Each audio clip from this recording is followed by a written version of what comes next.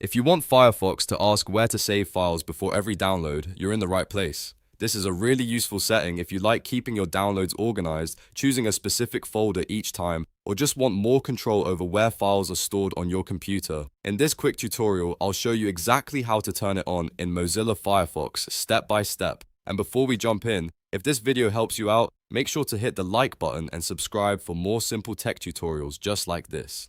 Alright, let's get started. First, open Mozilla Firefox on your computer. Once Firefox is open, look to the top right corner of the window and click the three-line menu button. This is the main menu where you can access all of Firefox settings and tools. From that menu, click Settings. This will open the Firefox settings page where you can adjust everything from privacy to downloads and more. Now, on the left side or within the settings page, look for the Downloads section and click it. This is where Firefox controls how downloaded files are handled. In the Downloads area, you'll see an option that says, Ask where to save files before downloading. All you need to do is tick that box. Once this is enabled, Firefox will stop saving files automatically and will instead prompt you to choose a location every time you download something. That means you can pick a folder, rename the file if needed, and keep everything exactly where you want it.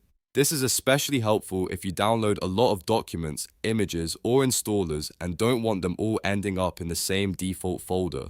And that's it. You've now successfully enabled the option to ask where to save files before downloading in Firefox. From now on, every time you download a file, Firefox will give you a save dialog so you can choose the location yourself.